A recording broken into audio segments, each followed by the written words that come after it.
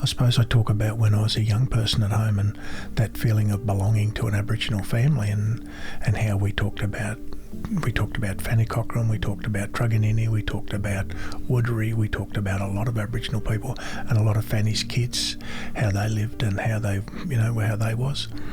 And that feeling of belonging to that family was really important, and it was really proud, As you're growing up, we knew we were Aboriginal, but you never get to really be able to show that, I suppose, because we weren't accepted, for one. And then you got on the bus to go to school as a young kid, and then, Jesus, the whole thing of being Aboriginal was quite nasty. It was quite hateful, and people being really bad about you being Aboriginal, and I often used to think, Jesus, is this what being Aboriginal is about? And we practiced our culture all the time when we were kids. We just didn't know it at the time. Fishing, out on country in the bush with Dad, cutting down logs for pulpwood, but And it's only recently for me that, when I started working at CTAC, that, the culture has come into my life. And I think for all of us, that's the same. And it's just, it's amazing, it's emotional, it's heartwarming, it's spiritual, it's just amazing to be able to now live in our own valley and have all this culture available to us and learn and, get knowledge from that. So I've gone from probably 5 years old to 15 with this thing from school, and then I turned around and built my belonging back to my culture, about understanding what my culture was, and if I got a right to have my culture, and I didn't have a right to my culture, and that's when we set about fighting the government on the right to practice my culture. If I'm Aboriginal, these things belong to me, but if I'm not, they don't. Now you walk into the bush and you're in country and you're home. Fanny Cochran Smith, my great-great-grandmother, her friend was Truganini, and Truganini took Fanny Cochran's kids and taught them how to hunt and gather in that area. So our relationship is, because we're from the northeast, and they was under extreme pressure them days, and they knew that when they moved our people around, this was about making us all become extinct. So Truganini could see the importance of sharing her culture with the people who had been removed off their lands, and sharing that, and so they could understand how to live in this area.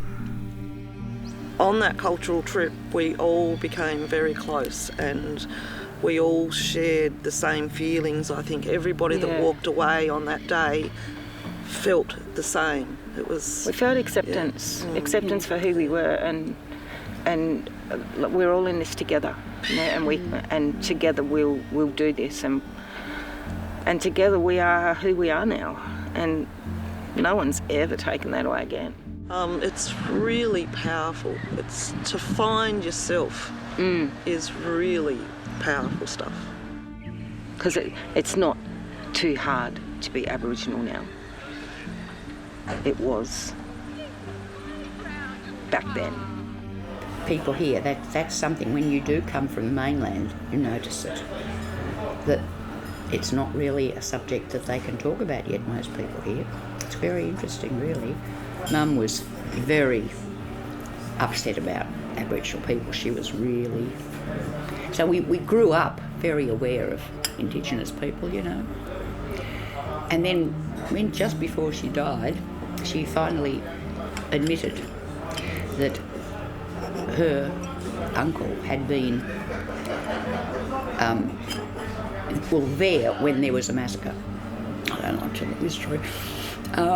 We think of Mum when she finally told it. She'd never told us. She was 86 when she died, and this came out about a week before she died. I mean, it's just unbelievable. She finally admitted. And they were shooting, Pickaninnies they called them then, but children in the trees. The children climbed up the trees and they were shooting them. And can't think what his name is now, Richard, said, "Oh, don't kill them, they're just kids." And the thing was, nits turn into lice. That's what they used to say. Isn't that incredible? So Mum finally admitted that his father must have been there, and every time she saw an Aboriginal person, she'd apologise to them. She'd say, I'm so sorry for what we've done to you. It is important to talk about the Aboriginal question because it has been forgotten. Aboriginality, and here and on the mainland, all of the places, everybody I've spoken to, mainly during the reconciliation or whatever, have said, but I was told this at school. I mean, we were told some fairly useless things at school, but nothing about our own community and nothing about our own history.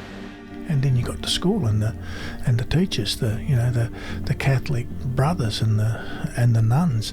Their attitude towards Aboriginal people was atrocious, and they were supposed to be Christians. They was telling us 10 tens made 100, but they'd also tell us that they discovered the place, and only for the missionaries we all would have died out. Well, I think that probably a lot of us died out because of missionaries now, and I think that understanding that and that. So going through that stage of your life and then coming out the other side when you're 16 or 17 a bit stronger and thinking about, this was a whole lot of tripe, they built their churches on stolen land and told us not to steal. So, I'm more convinced than ever. But here there hasn't been that. There has been almost like an ignore. We'll just ignore you.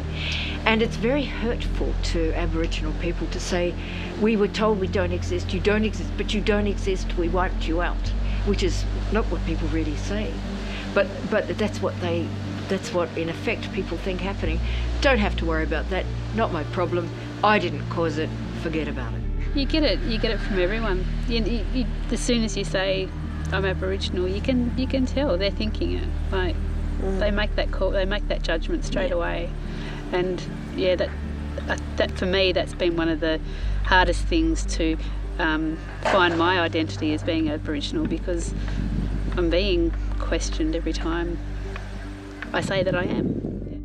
And the views of a few people stopped me from being who I really was.